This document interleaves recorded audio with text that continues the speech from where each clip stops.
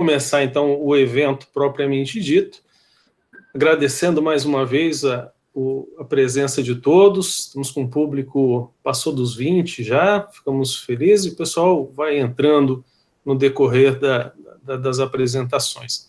Então, nosso tema de hoje, então, é o impacto da pandemia na economia acreana. Vamos aprender um pouquinho mais e a percepção desses dois grandes professores, que eu quero de público aqui dizer que tenho grande admiração pelos dois, por razões diferentes, mas são dois colegas que nós temos uma grande admiração. E a gente vai começar com Francisco Júnior. Francisco Júnior, sua apresentação, fique à vontade. Eu quero só de antemão ressaltar que nós dividimos, com o professor Mário Sérgio e nós dividimos, então, em dois momentos, e aí então, vamos iniciar, então, com o professor Mário Sérgio, que ele vai, então, trazer um panorama mais geral, sobre a situação econômica do mundo, também do Brasil, para depois eu contextualizar, então, entrar na atividade do Acre. Então, pode ser, então, dessa forma, professor Mário Sérgio? Perfeito. Só fazer esclarecimento, César, que a gente acaba, para não ficar e que a gente não fique repetindo falas, a gente resolveu fazer em dois momentos, conforme nossas falas, o nosso encontro de hoje. E, portanto, diante disso, eu começo a fala, e aí a gente vai abordar um pouco mais essa visão dos impactos da pandemia na economia em âmbito mais global, abarcar também a questão nacional, para a gente afunilar, e aí o professor Francisco Júnior, ele vem mais detidamente com a economia acreana, de forma que, no final das nossas apresentações, nós podemos fazer uma interlocução e trazer, né, elementos, tanto ele quanto eu e quantos convidados que vierem aí, ou tiverem interesse de contribuir, para fazer esse contexto do macro, né, até a gente chegar no ambiente mais local, porque a gente sabe que nós não temos a possibilidade de realçar os impactos da pandemia na economia acreana, sem observar tanto o cenário nacional quanto internacional, considerando que isso é uma questão de escala. E a gente é dependente dessas relações. Então, diante disso, eu faço essa primeira abordagem, eu vou colocar aqui para vocês uma apresentação. Tá? Adianto também que a partir do momento que eu começo a apresentar, eu deixo de ver todos vocês, inclusive o chat, então, acredito que qualquer dúvida, o pessoal pode mandar no chat aí, e no final a gente acaba comentando. Tudo bem?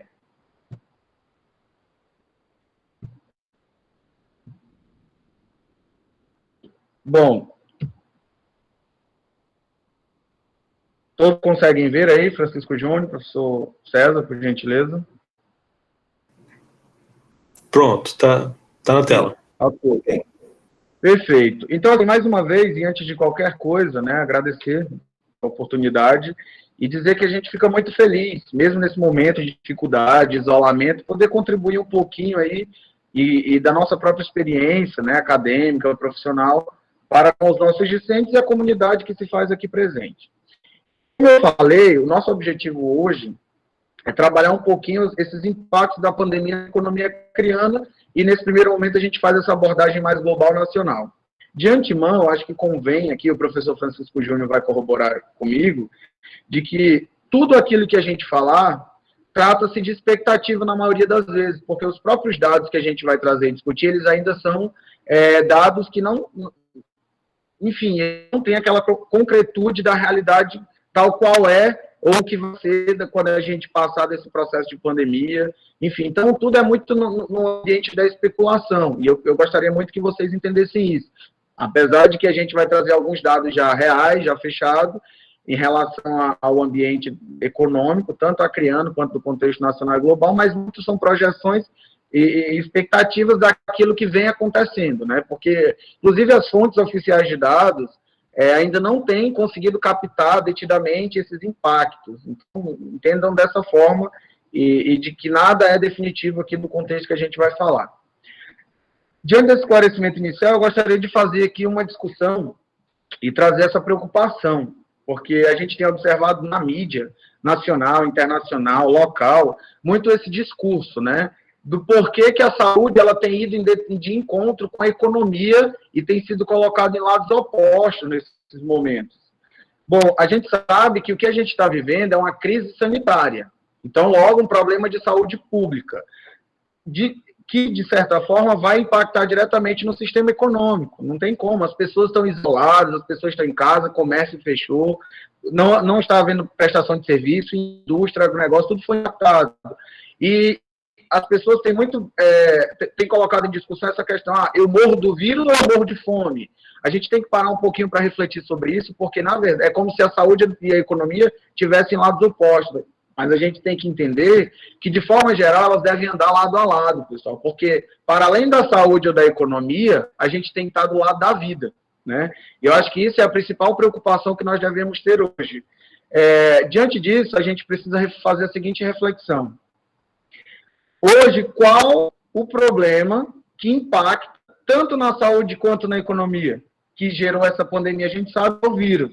Então, não adianta a gente querer, né, enfim, de alguma forma flexibilizar, né, de forma mais direta, como existem alguns posicionamentos políticos ou mais técnicos, sem primeiro atacar a causa do problema, que é a contenção da disseminação do vírus. Então, nesse sentido, a gente precisa primeiro imaginar ou pensar no cenário de contenção para depois estender as atividades dentro desse processo de sociedade que nós temos. Então, a gente deve entender que nem saúde e educação elas estão em lados opostos, mas a gente deve estar dentro do mesmo lado. Tá? Então, eu trago essa reflexão inicial, porque eu acho importante, que eu tenho observado muito essa preocupação, inclusive até discussões mais a fundo sobre morrer de fome ou morrer do vírus, né? Então, a gente precisa refletir daí. Então, quando a gente passa a observar no contexto macroeconômico mundial, a gente vai ver alguns impactos que já se observa. E a grande discussão hoje, em relação à pandemia, que nós estamos entrando aí no terceiro mês, né, é sobre a sua magnitude em relação àquilo que já se viu até hoje. E para quem não sabe, ou quem já é da área, até para reforçar, a maior crise econômica que nós tivemos na humanidade até hoje foi a Grande Depressão de 1999, com a bolsa da bolsa, né, de valores dos Estados Unidos, que impactou o mundo todo. E que essa pandemia, que, repito, não é um problema econômico, é um problema de saúde que levou a um problema econômico, que é diferente, então, dessa crise histórica aí, né, conforme o relatório do FMI, que ele diz que a gente tem expectativa de que essa crise econômica atual, em decorrência da pandemia, ela inclusive supere aquela da Grande Depressão de 1929. E a gente precisa entender algumas diferenças em relação a isso. A crise de 1929, ela tinha uma característica de que não era isolamento das pessoas, diferentemente dessa crise atual, que as pessoas estão em casa, não podem sair, né? Quer dizer, na medida do possível, só devem sair conforme a necessidade maior, mas que, ao contrário da crise de 29, a gente tem essa diferença, ok? Uma discussão também que a gente vem travando, né? Nós que eu digo economistas, os cenários econômicos, é em relação à diminuição da comercialização, enfim, das transações econômicas em âmbito mundial. A OMC, a Organização Mundial do Comércio, ela traz um dado recente, né, sobre a questão do impacto, para que a gente possa compreender. Por quê? Por que eu estou trazendo esses elementos, inclusive mundiais? Porque isso vai impactar, inclusive, na economia criana. A gente vai entender um pouquinho mais na frente. E é estimado uma queda aí de mais de 30% nas atividades comerciais do mundo. E o que isso representa para a nossa realidade local? Nós somos um país, um estado, que transacionamos com outras nações. Logo, se o comércio internacional, né, enfim, as transações econômicas no mundo, elas regredirem, por consequência, a gente também vai sofrer esses impactos. Então, isso é uma preocupação muito grande. E qual é essa preocupação maior? É exatamente aquilo que nós chamamos de efeito em cadeia dentro da economia. Se a gente observar a diminuição da comercialização de bens e serviços, seja de qualquer dos setores da economia, o que a gente vai ter, de fato, a gente vai ter aí empresas fechando, falindo, multinacionais tendo impacto de redução, empresas locais, micro e pequenas empresas. E o primeiro e maior impacto que isso tem na vida das pessoas é o desemprego, pessoal. Isso a gente não tem dúvida. Como a empresa ela passa por um processo de decadência, ou mesmo de falência, ou mesmo de preocupações financeiras, a primeira coisa que ela tem é reduzir custos, e isso é natural, faz parte do processo. E o primeiro fator de produção que ela acaba diminuindo é o fator mão de obra, é o fator trabalho. Então, logo, essa questão do fechamento, da diminuição do comércio, serviço, indústria, agronegócio, vai impactar no aumento do desemprego. Beleza? Então, assim, partindo desse contexto, o que a gente tem de projeção hoje, né? A mais recente, isso foi uma previsão do Fundo Monetário Internacional sobre o desempenho das principais economias quanto ao produto interno bruto, que é tudo aquilo que é comprado e é produzido dentro de um país em determinado período de ano. E aí, as previsões para esse ano não são nada animadoras, a gente já esperava, obviamente, mas não com essa magnitude que a gente observa. Se a gente vê e pegar o histórico do PIB brasileiro nesse primeiro trimestre, né, ou seja, até março, a gente tinha uma expectativa de crescimento de mais de 3% ao ano, o que ainda era considerado pífio no contexto brasileiro, mas que, ao mesmo tempo, era um processo de alavancagem da economia. E hoje, a previsão do FMI estima uma queda de 5,3% da inflação nacional, no decorrer, como consequência, né, da redução aí, de produção, de comercialização. Então, veja que isso vai ter um impacto muito forte na vida de todos nós, vocês não tenham dúvida, mais na frente a gente vai entender isso melhor. E o que é mais interessante desses dados do FMI é que de onde partiu essa epidemia, o vírus, né, a disseminação do vírus na China, a China e a Índia, que foram os primeiros países a demonstrarem esse processo de disseminação do vírus, serão os únicos aí que terão crescimento ainda positivo, mesmo que mínimo, porque a expectativa era muito maior no início do ano de crescimento, tanto da China quanto da Índia, que hoje são as economias mais emergentes do mundo. Então, assim, o que a gente observa?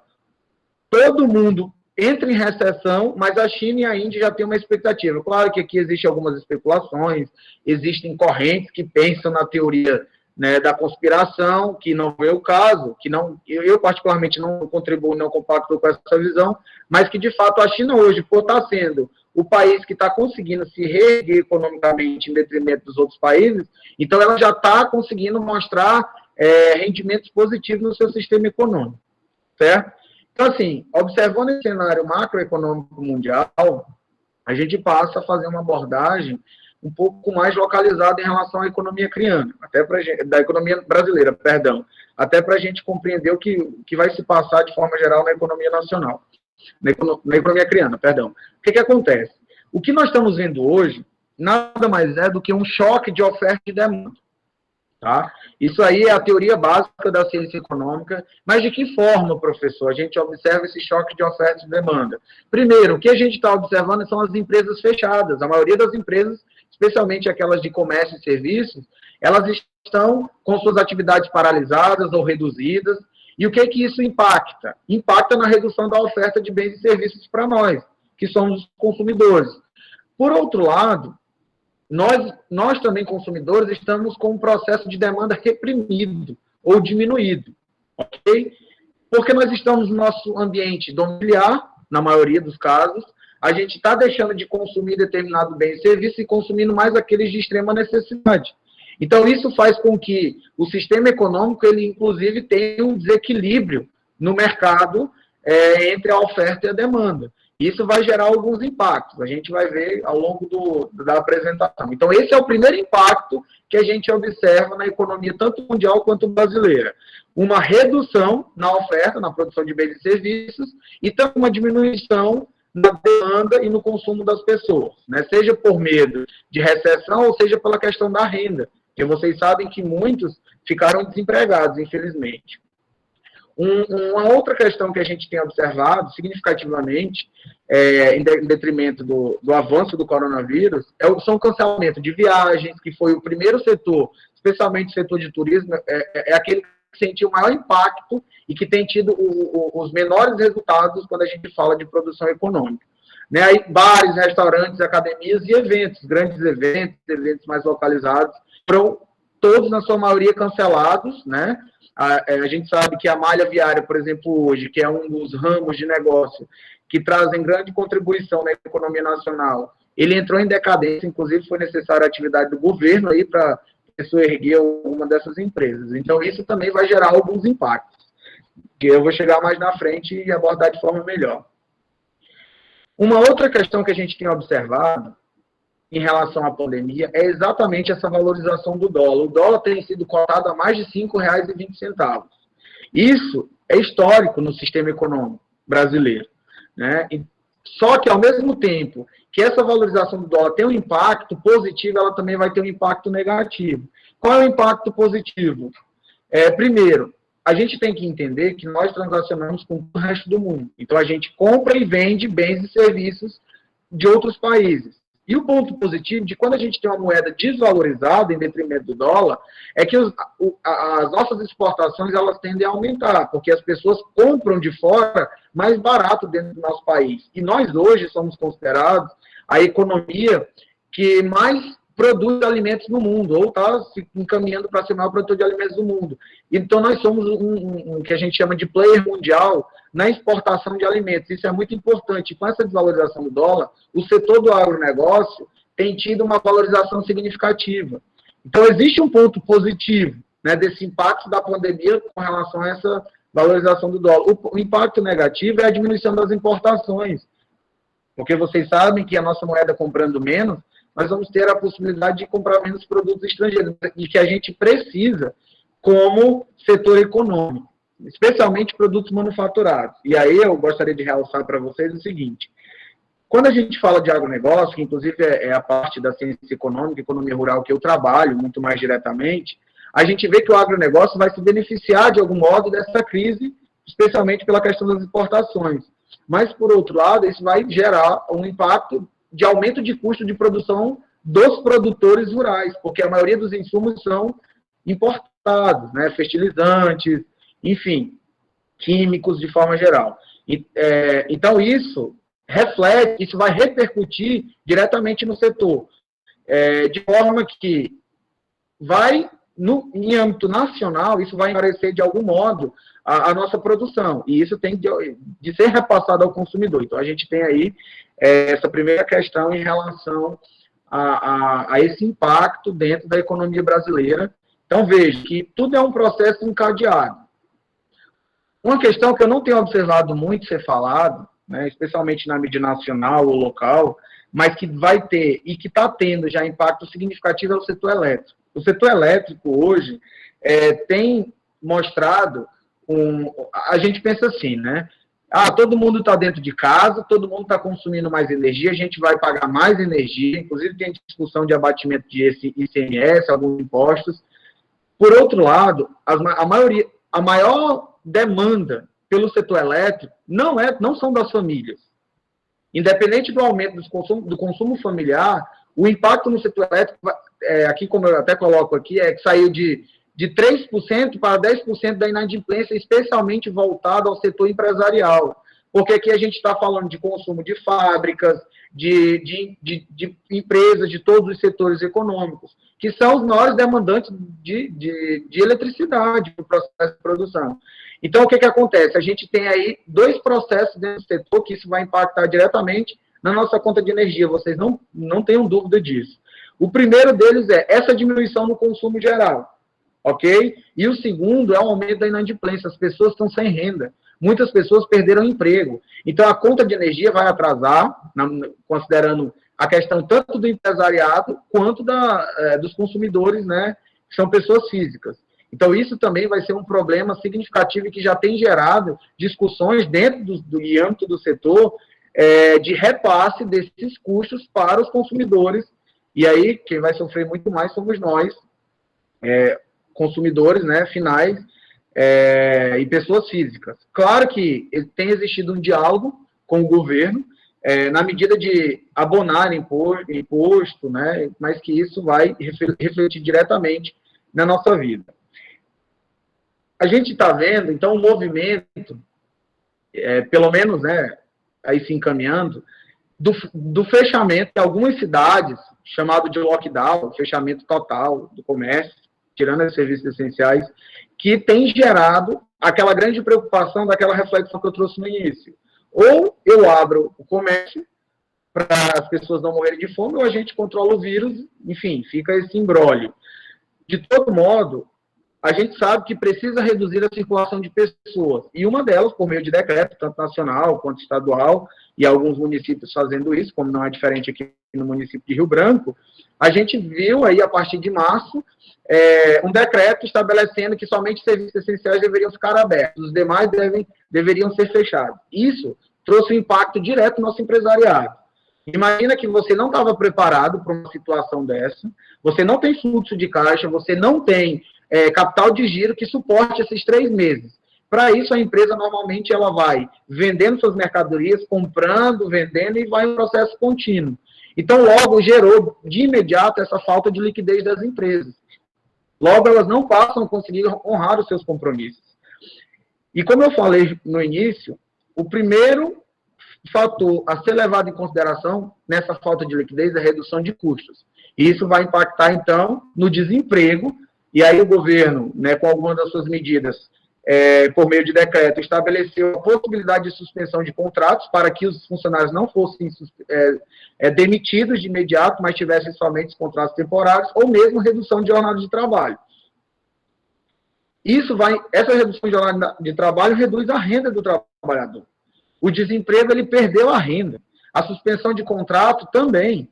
Então, esse é o maior impacto hoje quando a gente considera as famílias. Vocês imaginem que você tem o seu salário, você, de uma hora para outra, você perde o seu emprego, ou tem reduzido. E como que você vai se virar? Né? Então, aí, o governo já tomou algumas medidas, a questão do próprio auxílio emergencial. De todo modo, o principal impacto fica dentro dessa relação microeconômica, empresa, famílias. A partir do momento que as empresas perdem renda, elas não vão poder consumir ou vão diminuir o seu consumo. Isso vai impactar naquela empresa que fechou, né, ou que está fechando as suas portas, ou o movimento de caixa, mesmo aquelas que estão abertas. Então, assim, entenda que isso é um ciclo. O sistema econômico, ele vive de ciclos. Infelizmente, esse foi muito brusco, né? Um outro processo que a gente tem que entender dentro do sistema econômico é a relação para além das famílias e das empresas, que é o próprio governo. A partir do momento que as relações econômicas, que as pessoas deixam de ter renda, e elas deixam de consumir, as empresas deixam de vender porque estão fechadas ou porque não tem demanda, vai impactar diretamente na arrecadação do governo. Ok? Que o governo hoje tem sido o principal agente econômico para tirar ou minimizar os impactos econômicos no sistema que a gente vive. Para isso, vocês imaginem, então, o imbróglio que a gente se encontra, né? O governo tem diminuído a arrecadação, mas, por outro lado, ele tem que aumentar os gastos. O auxílio emergencial é um desses, o auxílio ao empresariado também é uma outra forma, investimentos em obras públicas e outros segmentos sociais e econômicos. Logo, isso vai impactar na necessidade de financiamento do setor público, que nada mais é do que o seu endividamento. Então, a gente tem um momento que é uma crise de saúde pública, mas que gerou essa crise econômica, que, inclusive, a gente não sabe, e aí eu não ousaria aqui dizer até quando vai durar, porque mesmo que a pandemia ela encerrasse amanhã, a gente tem um pós-pandemia de recuperação em longo. Já existem algumas estimativas que são para mais de 10 anos que nós conseguiremos aí sair efetivamente dessa crise, se nada acontecer novamente daqui para lá, né? E já encaminhando, né, para uma parte mais direcionada, o que os dados hoje, como eu falei para vocês, tudo é muito incipiente, até para nós economistas, fazemos análises, tem sido difícil, porque os dados são muito recentes, muitas vezes não existem, mas o que a gente tem observado? Já de imediato. Uma coisa que, inclusive, assim, talvez nós precisamos entender, e é histórico. Nunca na história do Brasil se viu uma taxa básica de juros, que a gente chama de taxa Selic, tão pequena. Né? Existe aí, é um formato de política econômica monetária que estabelece, o governo, por meio do Banco Central, ele estabeleceu uma taxa de 3% da taxa Selic. O que isso representa? Quando a gente tem uma taxa nessa proporção, que é histórica, isso vai impactar diretamente aos investimentos financeiros.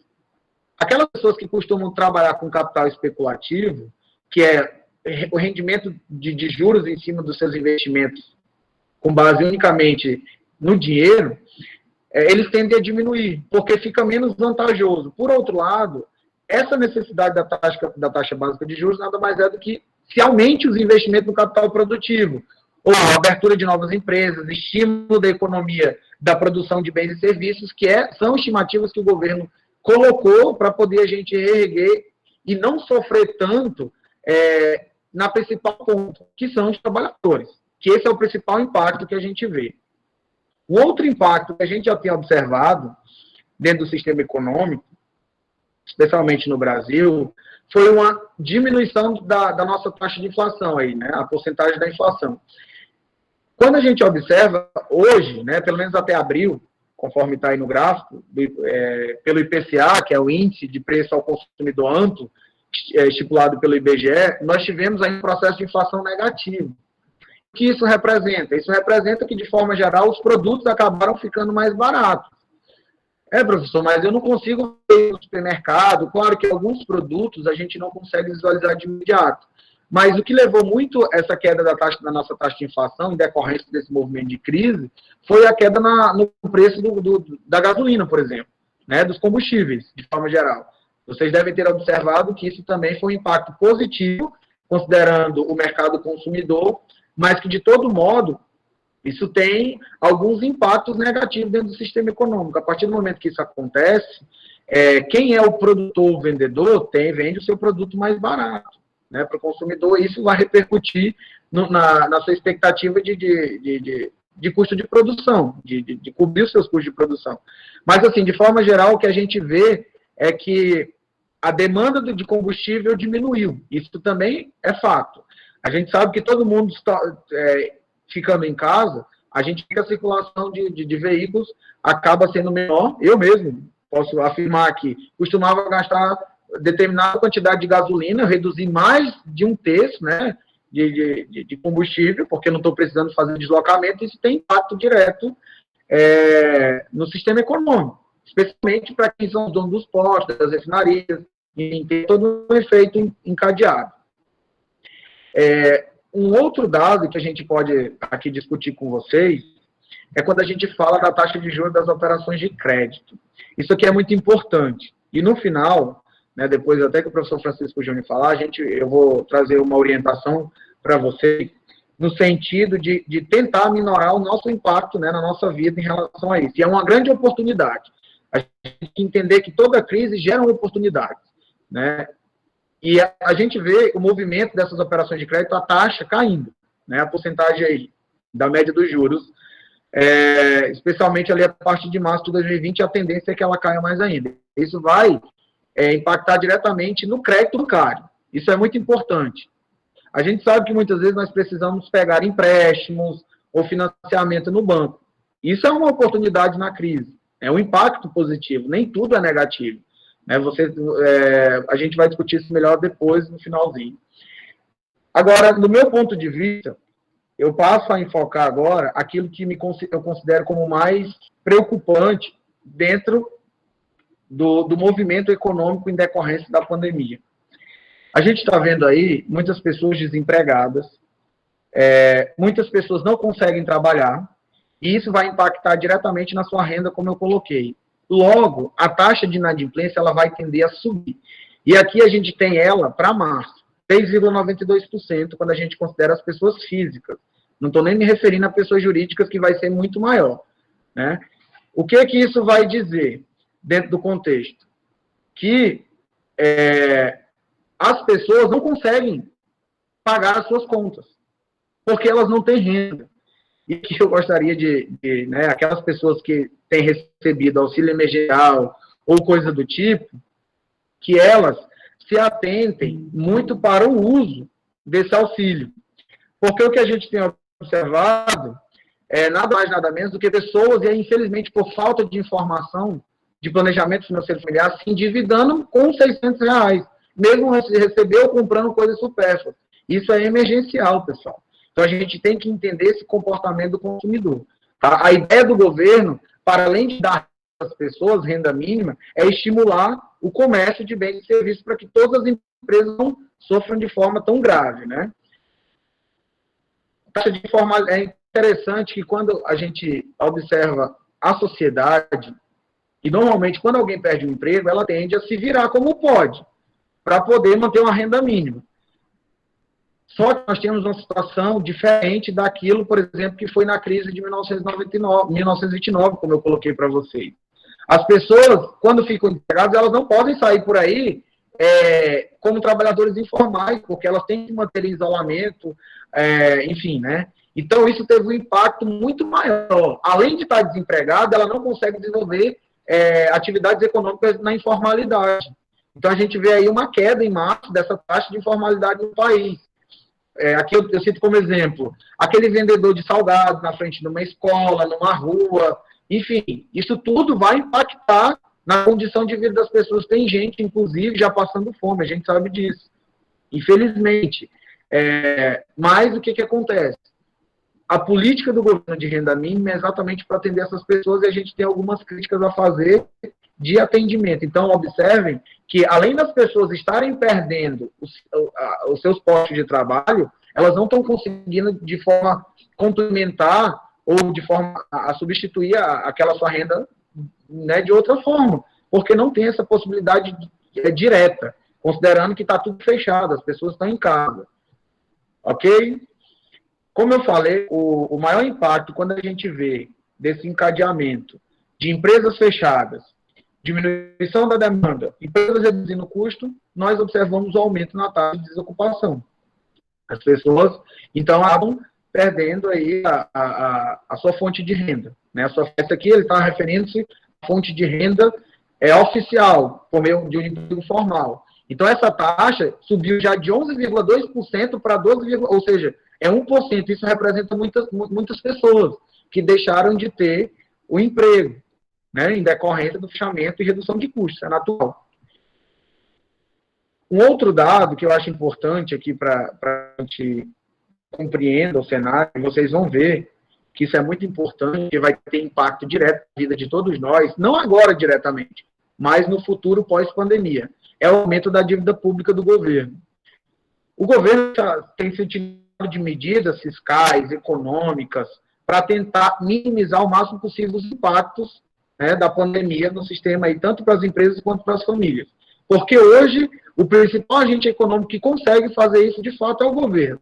A gente não tem dúvida disso, e os especialistas, né, os observadores de cenário, eles são unânimes com esse posicionamento. Só que, a partir do momento que o governo tem a necessidade de intervir de forma mais direta, tanto na vida das pessoas quanto das empresas, ela precisa angariar recursos para fazer isso. E, consequentemente, ela pega financiamento e empréstimos de determinados órgãos e entidades financeiras, tanto mundiais quanto nacionais, que vai impactar diretamente na sua dívida pública. E esse impacto da dívida pública, esse é um processo que, como eu coloco aqui, uma taxa de 78,4%, conforme o Banco Central, isso em porcentagem do PIB, após a pandemia, vai mostrar o seguinte cenário: o governo vai ter vai ter que pagar mais para a sua dívida, então vai ter menos recursos para investir na sociedade. E isso, consequentemente, é menos renda, é menos produção, que é um efeito em cadeia, e um arrefecimento no crescimento econômico. Ok? Já estou indo para o finalmente. Já finalizando, já estou finalizando. Quando a gente observa, dentro desse contexto, né, e aqui é uma coisa que deve interessar a todos nós, tanto quem é do setor privado, quanto quem é trabalhador do setor público. Quando o governo tem as suas receitas diminuídas, as empresas elas têm um processo de desemprego, de estar desempregando pessoas, a gente pode considerar que a arrecadação da Previdência ela também diminuiu significativamente. Então, aquela discussão que a gente observa de reforma da Previdência, vocês não tenham dúvida que ela só vai se intensificar a partir de agora, tá? Porque a necessidade, aquele rombo da dívida pública que a gente acaba falando, ele só agora vai aumentar. Porque como vão ter menos contribuintes, né, porque tem menos trabalhadores contratados em emprego formal, a arrecadação vai ser menor. Então, a gente tem uma previsão aí de 277 bilhões de déficit nas contas, ou seja, um aumento de 4,6% na queda. E, para finalizar, eu até peço desculpa por ter se delongado, e aqui eu gostaria só de fazer um alerta, especialmente para aquelas pessoas que tratam, que são comerciantes de forma geral. A gente está vendo que é um novo cenário que tem requerido daqueles profissionais, especialmente do comércio e serviços, que são os maiores impactados hoje, se reorganizarem, especialmente quando a gente trata de vendas de comércio eletrônico.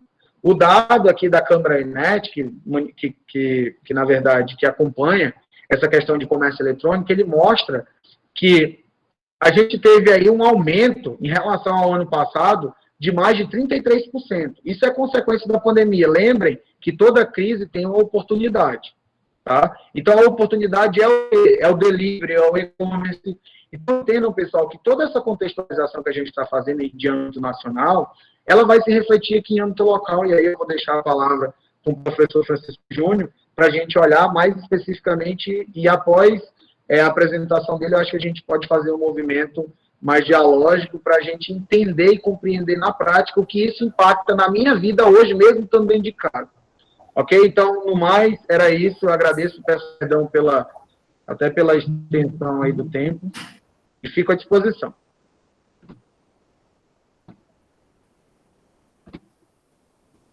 Ok, então, pegando já o gancho do professor Mário Sérgio, a respeito dessa discussão da economia internacional, quanto também nacional, a gente sabe que isso é um problema que tanto vai afetar do âmbito geral, mas também para o âmbito local, justamente por conta da situação que a economia ela vem desencadeando aí ao longo do tempo. Né? Então, nós sabemos que isso é uma situação que vai trazer, então, consequências diretas aí para a nossa economia, né, como um todo. Nós sabemos aí que a economia acreana ela é uma economia que, de fato, ela é uma economia ainda pequena em relação aos grandes volumes aí da economia, como de São Paulo, Rio de Janeiro, Rio Grande do Sul, que é uma das maiores economias do país, mas nós sabemos que isso causa um grande impacto em relação também à situação que nós estamos vivendo aí por conta da pandemia. Então, trabalhar esses dados macroeconômicos também é trabalhar, então, os dados de maneira local, porque isso traz, então, um reflexo diretamente aí, justamente nessa situação que o Acre hoje vive, por conta aí do fechamento de empresas, do comércio, do serviço, e que acaba, então, impactando diretamente na vida das pessoas. Como o professor Mário Sérgio falou, se uma empresa ela fecha aí por conta de um decreto, por conta aí de uma ordem governamental, por conta da pandemia, nessa velha deixa aí que acaba, então, ficando aí a situação, ou morre de fome ou morre do vírus, e aí o governo fica nesse meio termo, né, nessa situação, e nós devemos deixar bem claro aqui que nós não estamos aqui falando a respeito de questões governamentais, mas sim sobre a situação do que ocorreu mediante aí ao problema da pandemia, mas observarmos também que o comércio, o setor industrial, o comércio e também os serviços, eles sofreram também impactos muito relevantes por conta disso. Né? Então, acaba sendo, então, necessário, então, fazer essa avaliação geral para poder, então, compreender essa avaliação local aqui de uma maneira mais ampla. Né? Então, como o professor falou, a respeito da saúde e da economia, elas não podem andar dissociadas, né? Elas devem, então, estar, então, sendo trabalhadas de uma maneira únicas, né? Porque nós sabemos que, apesar de ter sido uma crise sanitária, apesar de ter sido aí uma crise de saúde, mas nós sabemos que isso impacta diretamente na vida das pessoas, na vida no setor econômico aí, das empresas, enfim, de uma forma geral aí, na vida de todos nós. Né? Então, eu vou trazer aqui alguns dados da economia local para que a gente possa, então, compreender com mais clareza que esses dados internacionais e também nacionais, eles também vão impactar diretamente aí na nossa economia local. Então, eu vou aqui colocar aqui uma apresentação para que nós possamos, então, verificar aí de uma maneira mais ampliada aí essa discussão. Então, e o Acre, né? O que nós podemos, então, falar a respeito do estado do Acre, né? Essa situação, essa pandemia, né? Quais são esses impactos da pandemia na economia acreana, né? Então, vamos observar aqui algumas questões importantes que, mencionadas de maneira nacional, mas que também traz um impacto muito grande em relação à situação local. Então, observamos logo nesse primeiro momento os impactos que ocorreram aí nos últimos meses, principalmente aí no mês de março desse ano, sobre esses três lados aí do setor econômico, o setor da indústria, do comércio e dos serviços. Nós observamos aí, fazendo um comparativo tanto de âmbito nacional, aí o Brasil que se destaca aí no gráfico na cor azul e o Acre aí na cor laranja, nós observamos aí que o Acre está acima da média nacional em relação à queda, né, ao recuo das atividades econômicas aí colocadas como um todo. Se nós observarmos, então, aqui no setor industrial, vemos aí que o setor industrial ele recuou em torno de 20% em relação às suas atividades. Então, causa um impacto muito grande em relação a todo o processo econômico. Nós sabemos que o estado do Acre é um estado pequeno, é um estado que possui poucas indústrias e acaba, então, tendo uma dificuldade relacionada também à produção de determinados produtos e serviços colocados aqui, né? Então, a indústria, o setor industrial, ele teve um impacto muito maior em relação aos demais. Já o comércio, a gente observa que o comércio, ele teve aí um grande impacto, né, voltado aí em relação à situação aí da pandemia, onde, em cenário nacional, nós tivemos aí uma queda de 2.000%, já no estado do Acre, aí nós tivemos aí uma queda de 15,7%, aí, de acordo com alguns dados aí, levantados durante o mês de março, através da Associação Comercial do estado do Acre, também através da PNAD Contínua, que também trabalha com isso. Então, observa-se que o comércio, ele vai ter aí uma situação difícil. Nós sabemos que boa parte do comércio, ele é um comércio que vai, então, estar sendo impactado diretamente ali, porque boa parte deles é um comércio de produtos não essenciais. Né? E nós podemos, então, rapidamente observarmos a situação daqueles camelôs, né, que trabalham lá no centro da cidade, também a questão do shopping e outros meios de comércio, né, de diversos tipos de produtos, que nós sabemos que houve uma redução muito grande, muitas lojas fechadas ou então funcionando de uma maneira muito limitada. E isso vai trazer, então, uma consequência, uma cadeia muito grande aí em relação a essa situação da amplificação ainda mais da crise.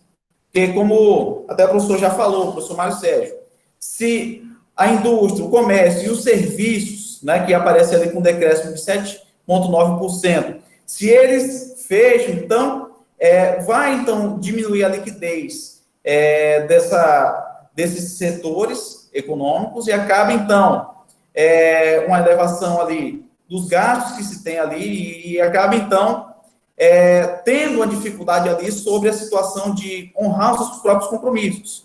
Imagina só o comércio, você observando que ele precisa, então, ter um capital de giro ali para poder, então, fazer girar os seus produtos, que tem que comprar de um fornecedor, que depois tem que vender essa mercadoria, para que essa mercadoria possa remunerar os seus custos de produção, o salário dos funcionários, enfim, todos os custos totais de produção ali envolvidos, e, ao mesmo tempo, ainda ter ainda o prolabore ali do empresário, né? Então, imagina só com o fechamento dessas empresas. Então, acaba-se tendo uma situação complicada, uma situação difícil. Então, revelado através desse decréscimo de 15,7% aí em relação ao comércio. Já os serviços não fica para trás.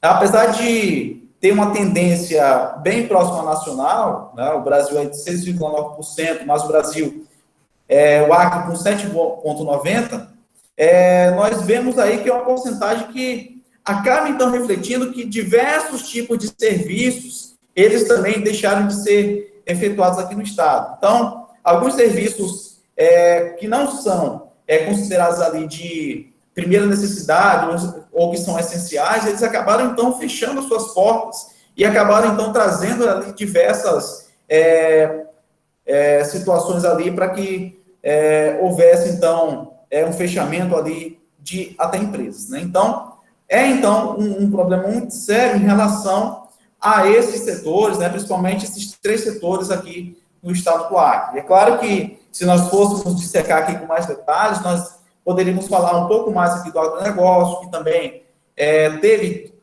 determinadas dificuldades, principalmente pelo que o professor Mário Sérgio falou, que com a alta do dólar, e como somos interdependentes também da economia de outros países, né, os insumos eles acabaram ficando mais caros, né, e aí isso impacta diretamente ali para que alguns setores, como por exemplo o agronegócio, apesar de ser um dos setores mais prósperos da nossa sociedade, do nosso país, mas nós sabemos que isso traz um impacto negativo também por conta dos altos custos ali no seu processo produtivo, e acaba, então, impactando direto. Então, nós sabemos também que o agronegócio aqui também ele trouxe algum impacto, né?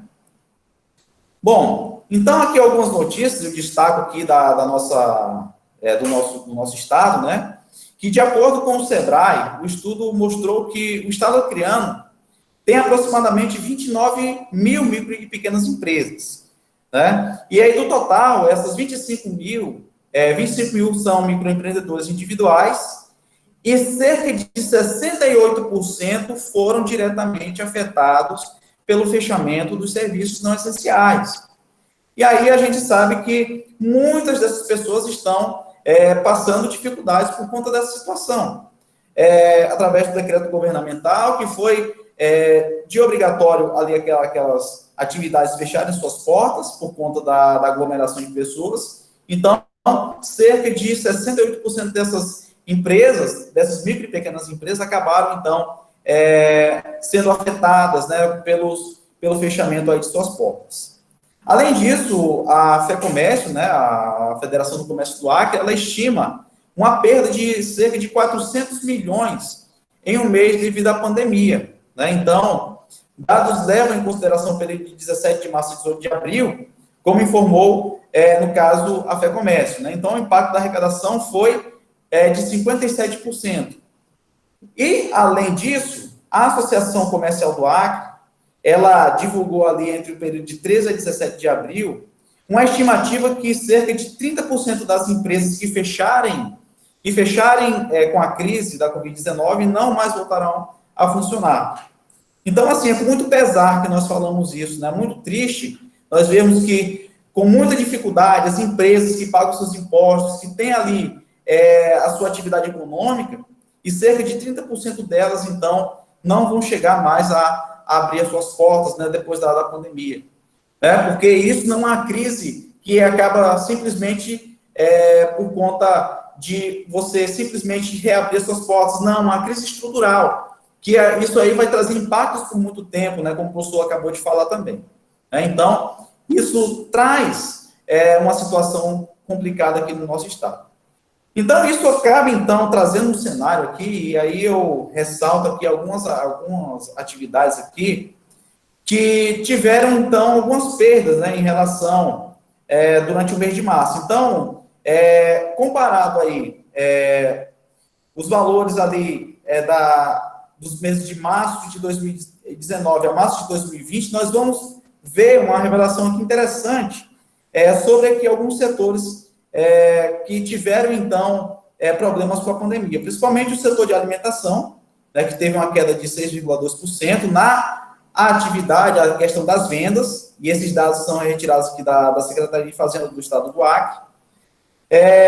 O setor de varejo, ele teve uma queda aqui de 4,7%, que também acaba se tendo aí justamente uma resposta em relação à crise da Covid-19, assim também como a comunicação e a informação e comunicação, que teve uma queda de 18%, e também a questão do transporte e armazenamento. Vimos que muitas empresas de transporte, e aí eu chamo a atenção a questão da logística, que também teve um impacto muito grande em relação a isso, durante esse período, né? Desde março até agora, nós sabemos que o setor logístico também sofreu impacto também diretamente aqui no nosso estado, e nós podemos observar isso com o fluxo de mercadorias que também transacionam e acabam, então, circulando aqui no nosso estado, que diminuiu bastante. Né? Então, teve uma queda aqui de 28% na sua venda, né? Então, na sua arrecadação. Então, assim, além disso, alguns outros setores, como concessionárias e outros setores aqui de comércio, também tiveram um impacto muito grande. E cabe ressaltar, de acordo com a análise, que apesar desses outros valores, dessas estimativas aqui estarem em valores positivos, mas temos também uma forte tendência de queda para o decorrer do ano. Tá? Então, esse aqui foi um valor extraído lá para o mês de março de 2020, mas, de acordo com o estudo realizado, esses setores também, eles estão em parte aqui com a tendência de queda aí ao longo do tempo. Então, como foi em relação a março, certamente aqui no mês de junho nós não temos mais esses valores aqui dessa maneira que estão. Eles já estão certamente aqui com a tendência de queda. Né? Então, traz um certo cenário aqui, traz aqui um panorama interessante aqui, mediante a questão das vendas por tipo de atividade.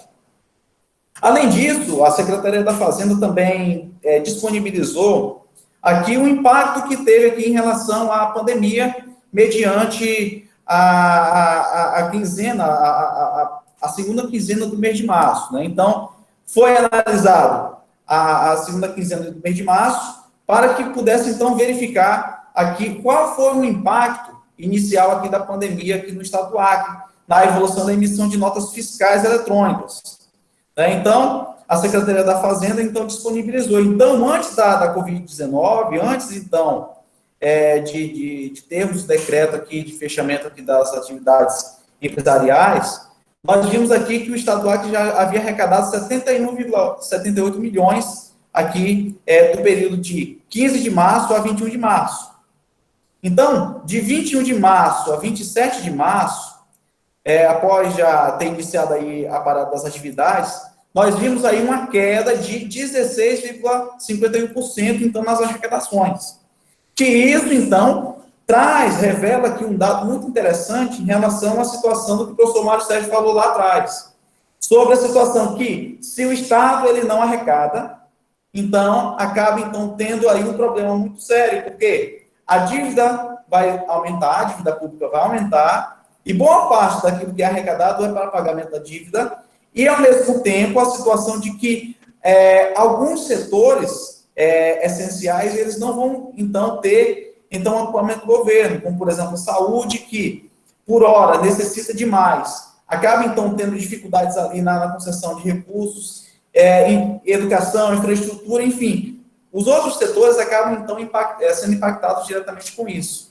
Então, esses dados aqui vão revelar isso, a queda de arrecadação de 16,51%. Então, se nós observarmos aqui, estendermos aqui até o final do mês de março, início de abril, então, essa queda de arrecadação foi de 14,04%. Então, vemos aí que tem um impacto muito grande, né, um impacto muito sério em relação à questão da arrecadação também no nosso estado aqui como um todo. E aí, aqui tem alguns impactos, principalmente aqui no setor industrial, com a queda aqui de 1,43%, aqui, se nós formos aqui destrinchar rapidamente aqui alguns desses setores. O setor de atacado, ele teve uma queda bem maior aqui de 21,46%, e no setor de varejo, então, teve uma queda aqui de 26,51%, logo após o início aí da parada das atividades. E outras atividades, então, teve uma queda aqui de 36,65%. E, então, esses dados revelam aqui a queda de arrecadação também do Estado. Então, isso acaba, então, trazendo problemas diretos aqui para o nosso Estado, já que é um Estado pequeno e que depende muito também da arrecadação, né? Bom, falando de arrecadação, se não arrecada, as pessoas não têm como conseguirem seus salários, até mesmo tem a situação de que muitas pessoas perderam seus postos de trabalho, e isso afeta também, acaba então trazendo aqui um impacto muito grande também na questão da inadimplência. E nós sabemos isso, né? No próprio panorama que nós vemos aqui nos jornais, na internet, nós sempre vemos aqui que alguns setores, eles estão aqui tendo algumas dificuldades aqui para poder, então, receber esses recursos, né? O setor da educação, algumas escolas particulares já tem uma tendência até de queda ali na questão mesmo do seu funcionamento, né? Algumas já estudam até a forma de readequar o seu funcionamento, porque está tendo uma migração de muitos alunos de escola particular para a escola pública nesse período, justamente para que possa, então, porque as famílias não têm recursos para poder, então, continuar pagando aí as mensalidades da escola. Então, as escolas particulares e outros setores também estão tendo esse impacto. Então, aqui traz um paralelo, né, em relação à inadimplência, em relação ao Acre, ao norte e ao Brasil.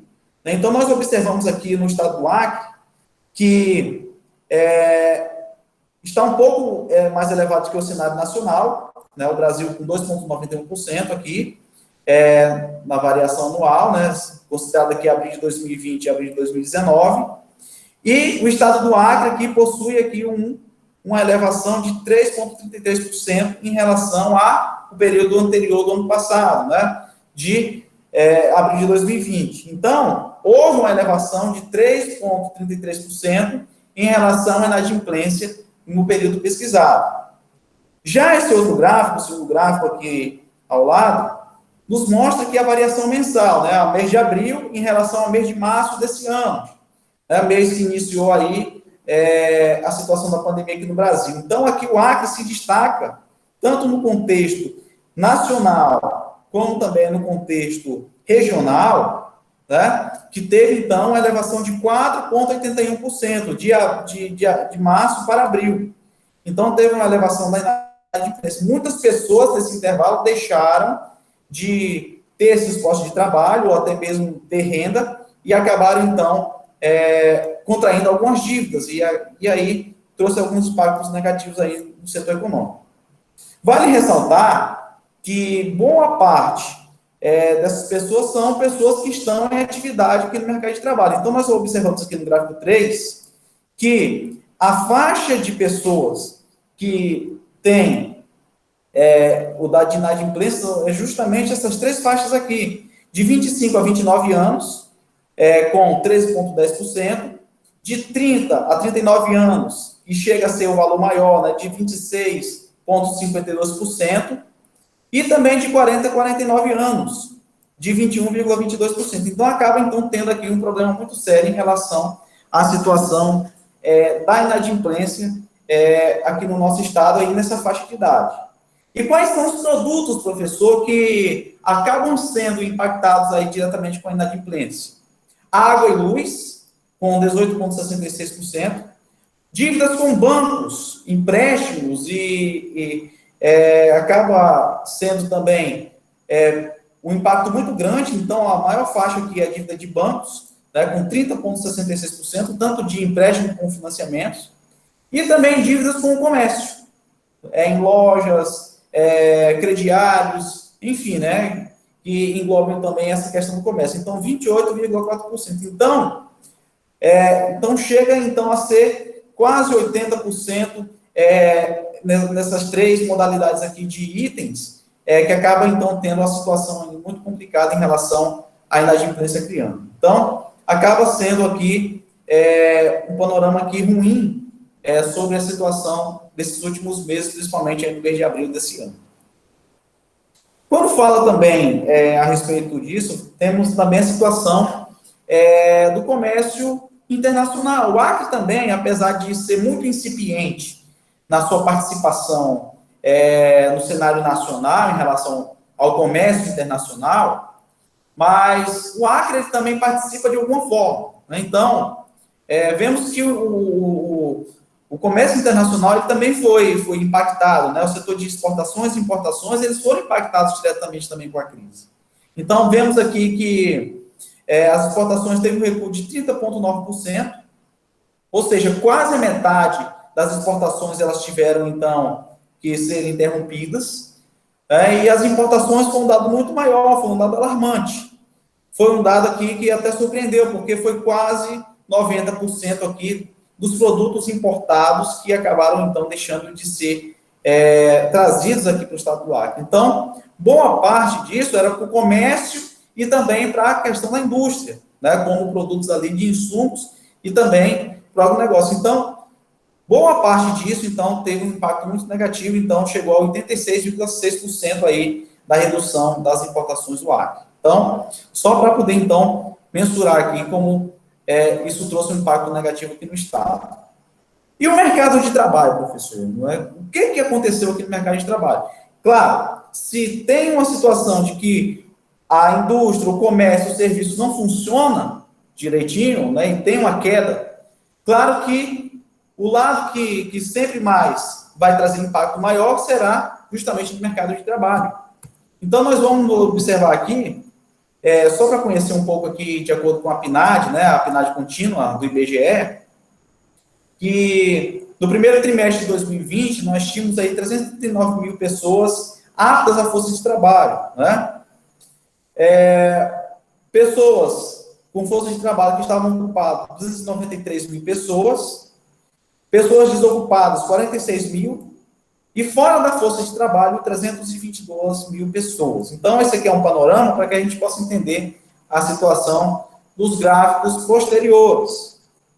Então, aqui no Acre, a taxa de desocupação, ela é bem elevada, né? Ela é de 13,5%.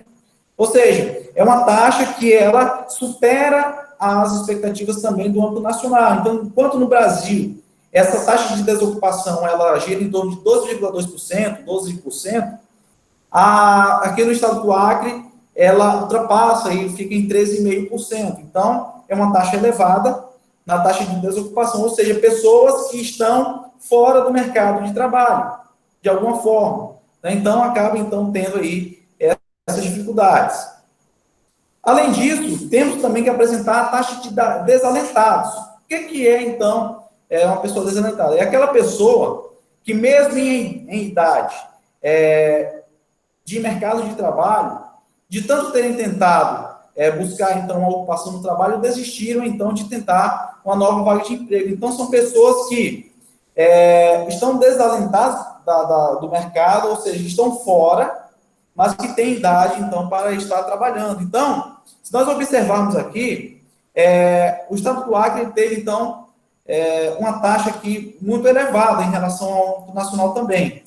10,9% de desalentados aqui no nosso estado.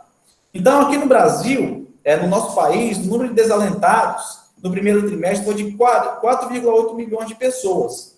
Ou seja, em termos proporcionais, foi, então, a elevação de 4,2% em relação ao período anterior. Já que no Acre, nesse primeiro trimestre de 2020, cerca de 45 mil pessoas perderam, então, a forma de procurar emprego, então desistiram de procurar emprego. Então, observamos que do nosso estado, que é um estado pequeno, então causa um impacto muito grande, porque então são muitas pessoas que, por não encontrarem trabalho, acabam desistindo aqui de serem recolocados no mercado de trabalho. Já a informalidade, e aí a gente fecha, né, essa parte da discussão para depois abrir para alguma pergunta, a gente observa aqui que ela traz aqui um salto muito elevado. Então, nós observamos que a informalidade aqui no nosso estado é muito grande. Então, aqui no estado do Acre, observamos que 52,2% ocorre aqui no nosso estado do Acre, ou seja, boa parte das atividades econômicas desenvolvidas aqui estão ainda de forma informal. Então, isso traz uma preocupação muito grande, porque são pessoas que estão aquém ainda da situação, da forma de serem reconhecidas no mercado de trabalho, e, ao mesmo tempo, acabam, então, tendo uma situação ali difícil nessa pandemia. Né? Como o professor Mário Sérgio falou, o vendedor de salgado, aquela pessoa da banquinha de cachorro-quente, aquele que vende uma quantidade de roupas, ou acessórios para outras pessoas que acabam, então, vendendo de maneira informal, compra para revender, sem ter ali um registro na associação comercial. Então, são pessoas que são impactadas diretamente.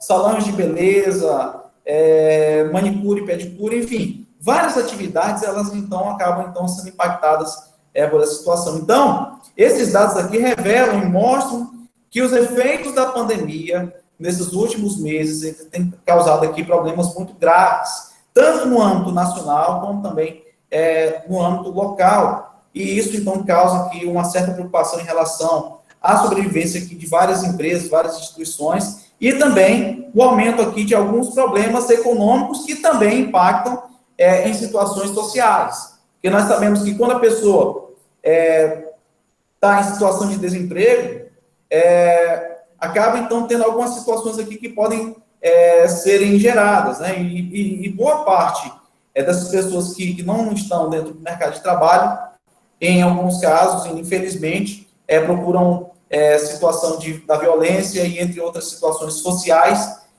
para que possam, então, continuar no seu consumo. Então, sabemos que isso é muito ruim, e isso é muito grave, né? Então, nós sabemos que esses impactos, eles vão ter aí impactos aí muito maiores ao longo desses meses, né? Porque nós sabemos que é um problema complexo, não é um problema fácil, não é um problema simples.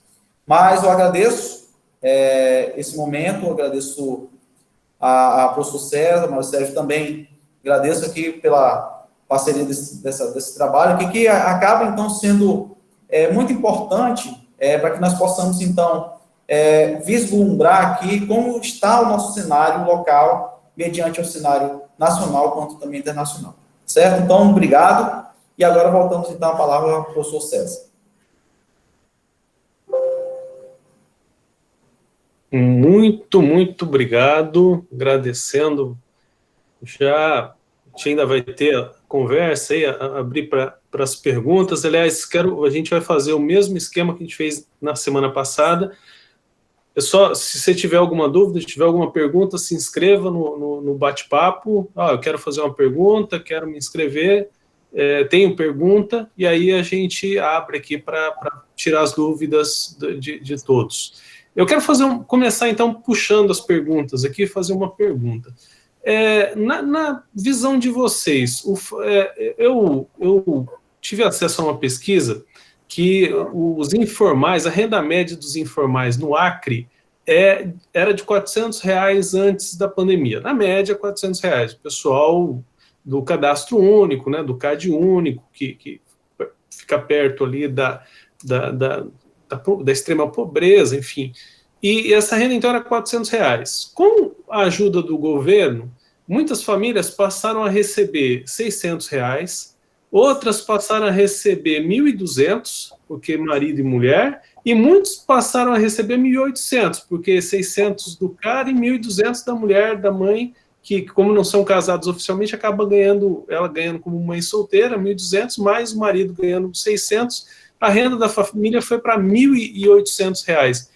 Isso atenuaria, isso ajudaria a atenuar os problemas econômicos aqui no Acre de maneira específica, na opinião de vocês? Posso começar falando, Francisco Júnior? Fica à vontade. Pode sim, pode falar. Bom, professor César, boa pergunta. A gente tem que entender que dentro do sistema econômico, a relação ela começa de consumidor-empresa. Para essa relação ela acontecer, e aí até sendo um pouco mais didático, a gente precisa ter essas relações, né? As famílias, os consumidores, elas vendem sua mão de obra às empresas que pagam seus salários, que isso que está rompendo, certo? E nesse rompimento, o que está acontecendo? O governo que está dando, então, a renda para essas famílias, como você colocou. A partir do momento que isso acontece, e há esse aumento de renda para além daquela expectativa, o que nós observamos e aí só para deixar claro, o objetivo do governo, né, primeiro, é fazer com que a renda mínima dessas famílias, elas possam fomentar aquilo que esse ciclo está quebrado. Então, a partir do momento que a gente tem essa incorporação de renda no seio familiar, o que a gente observa é a necessidade de estímulo a partir do consumo básico, vamos dizer assim. Só que, por outro lado, e aí eu falo, pelo que eu tenho observado também, muitas dessas famílias, elas têm deixado de atender aquilo que foi o objetivo do governo com esse dinheiro, certo?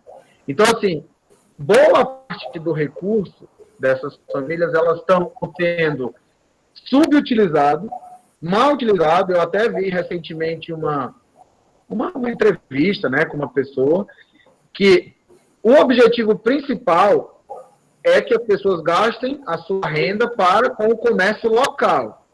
E muitas pessoas estão comprando na internet, entendeu? Elas estão comprando, enfim, via cartão de crédito, que o rendimento vai lá para a multinacional. Então, assim, só para a gente entender essa relação e trazer para a discussão. O objetivo do governo é injetar dinheiro na economia por meio de renda mínima às famílias, para que essas famílias consumam a partir dessa renda, e especialmente no comércio local. Porque a partir do momento, imagina que se nós recebamos dinheiro do governo federal, obviamente, e a gente compre produtos que sejam, sei lá, né, de outros estados. Na economia local, isso não vai ter impacto nenhum. Claro que a maioria, a gente sabe, vai investir ou vai gastar o seu dinheiro, dentro do sistema localizado. Só que a maior preocupação, e aí no meu ponto de vista, é o olhar para o pequeno e médio, ou micro, né, que a gente acaba chamando empreendedor. Porque se não adianta a gente dar renda às pessoas para elas estarem gastando com grandes empresas, com grandes corporações, no sentido de que isso não vai gerar um impacto esperado da política que foi renda mínima do governo. É só olhar a concepção da política, é só olhar lá o objetivo principal, é que as pessoas elas tenham a renda para atender suas necessidades básicas. E, de certa forma, né, gerar economia local. O problema maior é que eu estou vendo, inclusive eu já vi casos de pessoas que vão lá e já fizeram dívida com o seu dinheirinho recebido, né, e comprando pela internet, simplesmente aquelas questões supérfluas, vamos dizer assim. A gente tem que estar observando isso. O planejamento financeiro familiar é muito importante nesse cenário de você receber 3 parcelas de R$600, ou 1.200, ou 1.800, que seja. Então, a gente tem que entender o movimento de que é para impactar a economia local, mas se a gente não se atentar, né, nesse consumo consciente, a gente vai acabar invalidando em grande parte, né, em grande medida, o objetivo da política fim do governo dessa renda mínima para alavancar. Então, entenda, não é somente dar o dinheiro para as famílias. Não é esse o objetivo final da política do governo de renda mínima. É fazer com que as famílias consumam no seu ambiente mais localizado. Isso. Só para complementar aqui o que o professor Mário Sérgio falou, e eu concordo plenamente com o que ele fala, porque toda essa relação de consumo, parte família e empresa, e está quebrado, né? Isso aí é até chamado na economia, se formos falar com o fluxo circulatório da economia, né? E acaba sendo uma ruptura agora nesse período aí de pandemia, justamente por conta que as empresas não conseguem, então, ter esse giro, né? Então, quando o professor César fala a respeito dessa situação, da questão se atenua, né? É claro que o valor nominal é diferente de valor real, e até mesmo a questão mesmo, como o professor Mário Sérgio acaba de falar a respeito da situação, da finalidade dessa transferência de renda para essa população, o valor nominal, é claro que se a gente observar valores, números, a pessoa vivia lá com R$400 por mês e agora está vivendo com R$1.800, né, somando aí, nesse caso hipotético, é claro que a pessoa, o valor nominalmente ali, ela está numa situação ali confortável, né, mas infelizmente não é a situação geral, não é a situação de todas as famílias, né, são casos específicos que acontecem isso. Porém, a finalidade maior dessa situação da economia, para que ela possa, então, ter um funcionamento adequado, é justamente isso que o professor Mário falou, a respeito da injeção desses recursos no setor econômico, para que possa, então, girar, principalmente na economia local, na feira do bairro, no comerciante do bairro, né, da casa de carne, da mercearia, desse comércio local, mas, infelizmente, por conta que o brasileiro, até mesmo na situação que vive, acaba, então, contraindo novas dívidas, mediante aquilo que ele vai ganhar. Por exemplo, ele sabe que vai ter aqueles R$ 1.800 ali, ele vai comprar um objeto caro, um bem supérfluo. Eu conheço pessoas que compraram notebooks, compraram celulares com auxílio emergencial. Eu já vi pessoas que comentaram para mim que compraram esse tipo de bens. E aí eu ficava me perguntando, poxa, existe sempre uma máxima, né, que viva o luxo, morra o luxo, né? Essa máxima é bem acriana, né? E é o que acontece em muitas pessoas. Está passando dificuldade, necessidade, o governo vai lá, ajuda na transferência de renda, mas a pessoa não liga em comprar alimentos ou até mesmo pagar uma dívida urgente ali que precisa ser sanada. Então, isso é um problema muito sério que se tem em relação à situação do mundo econômico, mas isso aí é claro que é cultural, né? A gente sabe que isso não dá para se mudar do dia para a noite, porque a gente sabe que a população brasileira tem uma cultura nesse sentido e, infelizmente, está arraigado aí ao longo dos anos, que é difícil ser retirado, né? Então, acaba tendo aí essa situação maior. Muito bem, nós já temos 2 perguntas aqui, e aí eu vou pedir, por favor, para Francisco Júnior e Mário Sérgio tentar ser mais sucinto para a gente poder dar espaço para mais perguntas, porque quanto maior a resposta, menos pergunta a gente vai poder responder. Renato, você quer fazer a sua pergunta? Só habilitar o microfone e você faz.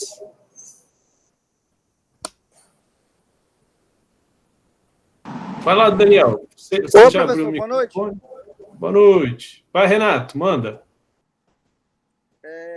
Professor, boa noite. Aos demais professores, Lobão, professor Júnior.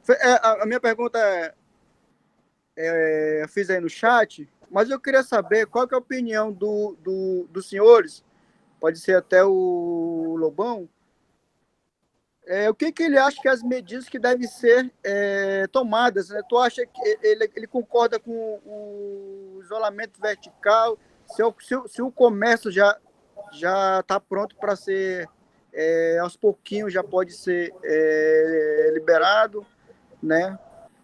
O que o mestre acha, o que já deve estar acontecendo agora, o que deve acontecer, o que pode ser liberado? Só isso, obrigado. Eu agradeço, Renato, pela pergunta. É uma pergunta muito boa, que, na verdade, é a pergunta que todo mundo vem fazendo, né? Será que a gente deve, e aí, desculpa, retomando aquela pergunta, aquele questionamento, reflexão inicial que eu trouxe, até que ponto é válido a gente liberar o comércio e, de certa forma, colocar em risco a vida de outras pessoas, ou da maioria delas? Do meu ponto de vista, o que nós precisamos hoje é aquilo que o governo fez em âmbito federal, e a gente tem que entender que esse âmbito também deveria ter sido dado em âmbito estadual, apesar de saber da nossa dificuldade fiscal, mas do lado dos consumidores, porque a gente sempre tem que fazer essa relação. As medidas que os nossos governantes tomaram do lado dos consumidores é a política de renda mínima. Isso é essencial nesse âmbito, dá direito para as pessoas, inclusive, comerem, né? Porque aí é a vida humana, em primeiro lugar. Então, assim, em relação a essa política, perfeito, eu entendo até, já foi prorrogada, né, por mais 2 meses, já acabou de sair, eu assisti recentemente, e quando a gente vai olhar pelo lado do empresariado, e a FEComércio, inclusive, desenvolveu uma pesquisa muito interessante, né, com o nosso empresariado aqui local, com mais de 90 comerciários aí, enfim, mostrando que, do lado do empresário, as políticas não têm atendido aquilo que eles tiveram criado como expectativa. Por exemplo, financiamento subsidiado. Isso é um problema muito sério, porque para você conseguir um crédito com juros baixos, o que você precisa? Dar garantia ao banco, que a maioria dos nossos empresários não tem. Então, acabaram não acessando o crédito. Isso o que aconteceu? Houve um repasse, né, disso para os bancos, só que os bancos não conseguiram passar para as empresas, na maioria dos casos, porque não conseguiram ter. Então, assim, isso para mim foi um erro, um equívoco, ter colocado algumas restrições, ainda mais nesse momento de emergência. Então, assim, porque na verdade foram 2 perguntas. A primeira sua em relação às medidas dos governantes.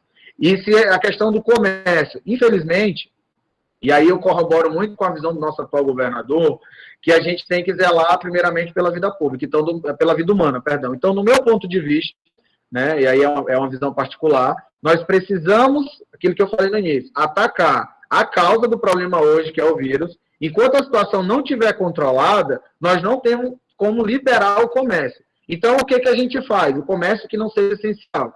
Né? Claro que isso vai ser cautelar, isso vai ser progressivamente, vai acontecer esse processo. Logo, aqueles serviços considerados de fato não essenciais, eles devem ser os últimos na categoria, independente de a gente entender que, mas são tantas pessoas que são empregadas pelaquela empresa. Mas para isso, pessoal, a gente tem que estar alinhado governo, famílias e empresas. O governo tem que dar, infelizmente, né, as condições para as empresas se manterem, como eu já falei algumas delas, e as condições para as famílias. De certa forma, isso vai ser um processo que não vai acabar hoje, não vai acabar amanhã, isso vai perdurar por um longo processo, mas aí entra outra questão, até que ponto o governo suporta, né? Infelizmente, no meu posicionamento, a gente tem que permanecer como está, o isolamento ele é essencial, e os pequenos comércios, as pequenas e médias empresas, elas devem se ancorar em medidas por meio de decreto do governo, que infelizmente ainda não foram, do meu ponto de vista, para o empresariado, não foram as adequadas.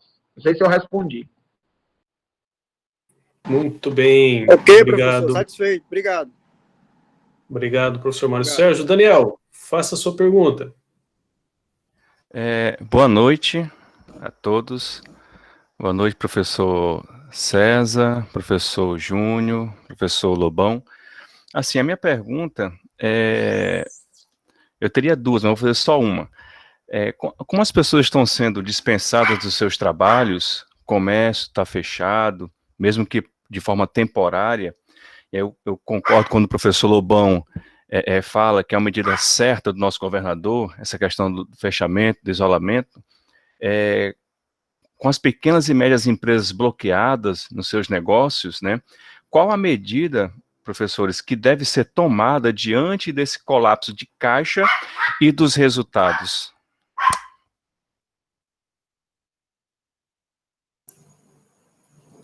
Mas boa pergunta, Daniel. Agradeço pela pergunta aí, efetuada.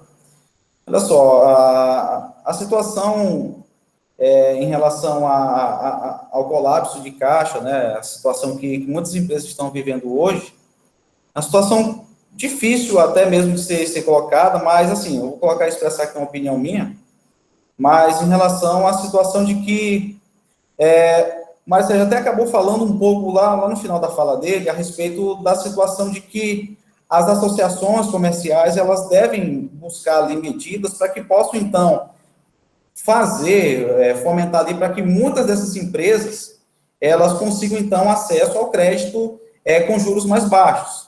Eu estava lendo uma matéria do jornal na semana passada, que era justamente isso, que muitas empresas, elas estão colapsadas, né, entrando em colapso ali por conta dessa situação, que não podem abrir, não podem pagar funcionário, não podem pagar ali suas dívidas, e, ao mesmo tempo, não consegue ali um acesso a um crédito para que possa, então, fomentar ali para que consigam, então, superar essa crise. Então, e uma boa parte disso é porque boa parte dessas associações comerciais, elas não conseguem, então, de forma ali organizada, ali fomentar ali uma forma ali de proporcionar àquelas empresas uma situação ali para que elas consigam, então, girar a economia, né? Porque boa parte dessas economias, dessas empresas, elas são formalizadas, elas são formais. Então, o acesso ao crédito, em tese, ela deveria ser mais facilitado para essas empresas. Infelizmente, a gente observa que muitas empresas elas têm tido negativas em relação à situação de acesso a esse crédito. Então, esse é um dos pontos aqui que eu ressalto, sobre a situação de que acaba, então, tendo uma dificuldade em relação a esse acesso ao crédito. Né? Então, outra coisa também, na questão do fluxo de caixa, é a situação de que deve haver ali uma forma de planejamento ali. Agora sim, claro que o governo ele deve, então, auxiliar de alguma forma, né, com incentivo fiscal, né, o governo local, até mesmo com incentivos também de impostos federais, para que possam, então, essa empresa poder se reerguer, para que ela não consiga, então, ali, ter uma situação de demitir seus funcionários. Então, essa é uma das saídas ali, uma forma ali que possa auxiliar nessa situação aí, para que possa, então, se ajustar nesse colapso de caixa e também dos resultados ali que estão tendo ali nesses últimos meses. Ok? Não sei se eu consegui responder legal. Eu gostaria de dar uma contribuição na fala do Francisco Júnior no seguinte sentido, e aí respondendo também a sua pergunta, Daniel, nós precisamos entender o seguinte: claro que o governo, ele é limitado, então a gente não pode colocar toda a responsabilidade em cima do governo, e aí eu entendo, no nosso âmbito estadual aqui, quando o nosso governador vai para a imprensa, sob pressão da classe empresarial, né, dizer que necessita abonar, isentar impostos. Infelizmente, isso não existe, não existe essa possibilidade na sua totalidade. Agora, claro, redução, alguns incentivos, ou mesmo, né, de alguma forma, dependendo dos setores subsídios, é necessário e é possível. Agora, o que não dá é muito do que estão pedindo a classe empresarial acreana. Até muito pela cultura, né, vinculada ao Estado, de pedir abono, como eu já vi, né, o próprio presidente de alguma associação ou outra, pedir que o governo tenha esse entendimento de que nós precisamos isentar porque as pessoas estão sem fluxo de caixa zerado. No meu ponto de vista, aí corroborando com o Francisco Júnior, infelizmente, as pessoas, os empresários vão precisar de recorrer ao crédito bancário. Isso aí, para poder suprir sua necessidade de caixa. E, para além disso, a grande preocupação hoje, que as próprias associações, tanto de comércio quanto indústria, têm observado, é a necessidade de readaptação dos sistemas de funcionamento do empresário, das empresas do Estado. Isso é uma tendência mundial, nacional e tem que ser local. O que eu estou querendo dizer com isso? Gente, a gente precisa investir, e aí o custo é baixo. E-commerce, delivery, enfim, tem que pensar a estratégia. Lembra que eu falei para vocês, um momento de crise também é um momento de oportunidade. As empresas, isso tem acontecido esse movimento no país de forma geral e no mundo. A gente não pode ficar também somente esperando a ajuda do governo. Infelizmente, isso não vai ser a solução, o governo não vai conseguir atender todo mundo e a gente também precisa utilizar-se do lado empreendedor, né? Especialmente para aquelas pequenas empresas que têm seu fluxo de caixa muito rápido, né? Você vendendo, comprando, e se rompeu ali, como aconteceu agora, acabou, quebrou. Então, a gente precisa ficar muito atento a essas novas tendências, essas novas oportunidades, como um processo de também tentar incorporar o seu fluxo de caixa e minimizar, na medida do possível, os impactos, né, dentro da própria empresa. Perfeito. Mais alguma pergunta? Senão, já são 21 horas e 36 minutos. Eu acho que a gente poderia já partir para as considerações finais. Eu quero realmente agradecer a disponibilidade, professor Mário Sérgio, professor Francisco Júnior. Foi uma noite bastante enriquecedora, alguns comentários aqui colocando esclarecedora, enriquecedora, enfim, vários adjetivos aqui que realmente eu acho que quem participou sai bastante enriquecido em relação aos conhecimentos dessa área tão importante para os futuros gestores, né, que é a economia. E aí eu quero abrir 30 segundos para as considerações finais. Mário Sérgio, você que já está na tela, consideração final e depois o Francisco Júnior. Eu acho que 30 segundos é muito pouco para a gente falar de consideração final, César, mas tudo bem, eu vou tentar ser breve, eu que sou muito prolixo nas minhas falas, mas dizer o seguinte, pessoal, nós precisamos entender esse movimento como um momento passageiro, a gente tem que ter esperança, a gente sabe disso, e para além disso, nós temos que ter, como consumidor, como famílias, né, se planejar financeiramente, eu acho que esse é o principal fator. César, se você me permite, eu só gostaria de trazer algumas coisas, especialmente em relação à pós-pandemia, né? Primeiro, assim, eu tenho algumas coisas eu já falei, a questão de observar isso também como um momento de oportunidade, se planejar financeiramente, observar que esse movimento de auxílio financeiro dado pelo governo tem que ser, de fato, utilizado para atender o objetivo fim. E quando a gente pós-pandemia, isso é uma das perguntas que tem sido muito forte em relação ao contexto de especialistas na área da ciência econômica. A gente tem algumas visões, pessoal, só para que vocês entendam, né? Porque a gente não sabe o futuro. infelizmente, mas a gente faz algumas expectativas. E aí são algumas linhas de pensamento que vêm corroborar no sentido de como a gente vai passar pelo momento após a pandemia. E aí são algumas teorias. Uma delas, e a gente até utiliza a letra do alfabeto, utilizando aqui até uma abordagem de um professor meu do doutorado, que recentemente fez uma live dessa, e eu estou incorporando dele, seguinte, que nós temos alguns cenários. O primeiro deles é que a nossa recuperação será em forma de V, por exemplo. A gente caiu drasticamente e vai subir de forma muito rápida. Isso é um cenário. O outro é em forma de U, vai ser de forma mais lenta. Outro em forma de W. A gente vai erguer, cair, subir, enfim. E outro em forma de L. Então, assim, esses cenários, infelizmente, eles são obscuros. A gente precisa compreender melhor o movimento daqui para frente. E só eu preciso fazer, César, e não posso deixar passar em branco, 2 críticas ao que eu tenho observado em âmbito da nossa economia criana. A primeira vai em relação ao nosso governador, quando ele afirma que o Estado é uma empresa. A gente precisa compreender um pouquinho melhor e entender que o Estado não é uma empresa, ele tem determinadas características, isso foi em uma entrevista. Eu preciso deixar isso claro, porque eu acho que é importante quando a gente discute isso.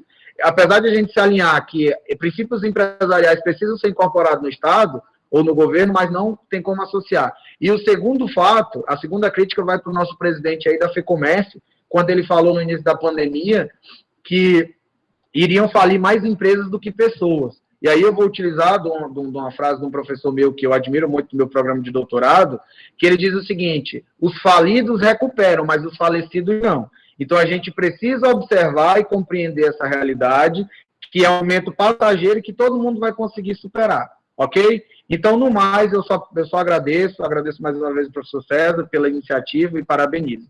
Muito obrigado, boa noite. Não existe almoço grátis, né, Mário Sérgio? Francisco Júnior. Essa é uma máxima de Milton Friedman. Bem utilizada. Bom, mas antes de tudo, quero agradecer. Quero agradecer ao professor César, quero agradecer a todos que participaram dessa live, agradecer pelo convite, agradecer também ao professor Mário Sérgio pela parceria, foi um trabalho excelente que foi realizado essa noite, muito esclarecedor, tenho certeza disso. E quero desde já também agradecer ao curso de logística, né, pelo professor César, por abrir essa oportunidade de podermos, então, participar um pouco, falar um pouco sobre economia. De fato, é muito difícil nós, em 1 hora, em 60 minutos ali, falarmos tudo que está a respeito do contexto internacional, nacional e local, porque nós sabemos que o nosso cenário, ele requer discussões até muito mais aprofundadas em relação a devidos assuntos, mas que, infelizmente, o tempo ele não nos permite. Então, eu quero agradecer por essa oportunidade, por esse trabalho, e, ao mesmo tempo, dizer que não devemos desistir desse momento atual, né? Vamos passar por esse momento difícil, vamos vencer, se Deus quiser, mas precisamos, então, sempre pensar de uma maneira racional, né? Como economista, sempre pense de uma maneira racional, calculista, para que muitas vidas elas possam ser poupadas e, ao mesmo tempo, possa reerguer aí o nosso cenário econômico. Então, obrigado e uma boa noite a todos. Nossos sinceros agradecimentos, professor Francisco Júnior, professor Mário Sérgio. Para finalizar, quero só fazer o convite, na próxima quarta-feira, nós teremos a participação com a gente aqui do Anderson Alves, do site Prática Logística, é um palestrante e um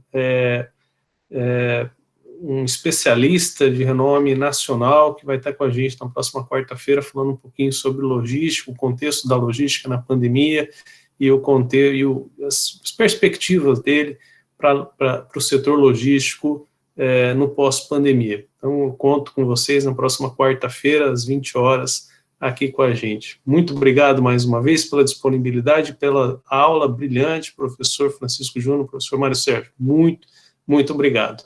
Um forte abraço, até... Um abraço, tchau. Um abraço, valeu. Até mais.